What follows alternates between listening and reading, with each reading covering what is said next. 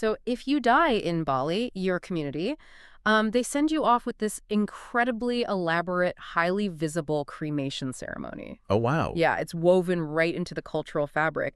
But in the United States, just 50 years ago, well, doctors would literally hide terminal diagnoses from their patients. Like, literally hide them. Literally, death was just this, sterile secret locked behind hospital doors. That is, I mean, that's a massive contrast. And since I'm stepping into the role of the curious student today to your lecturer, I am ready to dig into how we got from that extreme medical secrecy to the way we approach the end of life now. Let's do it. We're pulling our insights today from section 9.4 of chapter 9 from Psychology 2E, examining the psychological and practical ways humans navigate the end of life. Right. And for you listening, consider yourself auditing this masterclass on taking control of your final chapter. So the shift away from that hidden, sterile death really started with the hospice movement. Okay, so when was that exactly? Well, Cicely Saunders created the first modern hospice in England back in 1967, and then Florence Wald brought the model to the U.S. in 1974. The focus pivoted entirely away from aggressive curative treatments to dignity and pain management. Which is super fascinating because Section 9.4 drops this seemingly counterintuitive statistic. Hospice patients actually tend to live longer than non-hospice patients. Yeah, you'd naturally assume stopping aggressive treatment would shorten the timeline.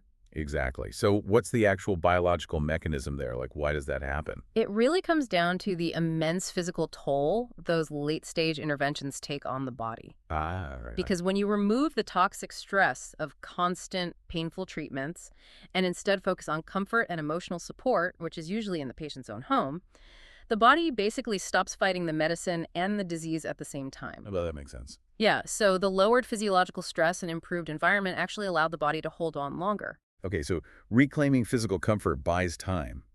But there has to be a significant psychological hurdle to clear before a patient can fully benefit from that, right? I mean, actually accepting that the end is coming. Oh, absolutely. That is the core challenge. Elizabeth Kübler-Ross famously mapped this out into 5 stages of grief. You've probably heard of them: denial, anger, bargaining, depression, and acceptance. Right, but the textbook pushes back a bit on how popular culture has interpreted this, doesn't it? It does, because society kind of turned it into a neat checklist. Like you just tick off anger and move straight to bargaining. Exactly, but psychologically it's not linear at all. Not even a little bit. No. The text points out that for some, staying in denial isn't a failure to grasp reality. It's actually a highly adaptive coping mechanism. Wait, really? Like a mental buffer? Exactly. The brain uses it to prevent emotional flooding. And for others, strong religious or spiritual beliefs act as this massive scaffolding of social support and hope. Right. Which completely alters that emotional timeline. It's just highly individualized.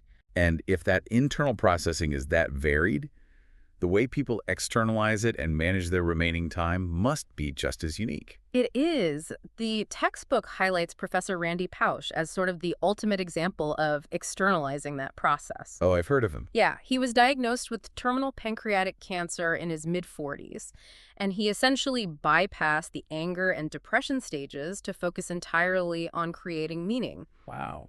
He delivered his famous last lecture titled Really Achieving Your Childhood Dreams, spending his final months emphasizing joy, humor, and overcoming obstacles. But, Pausch had the physical and cognitive ability to do that.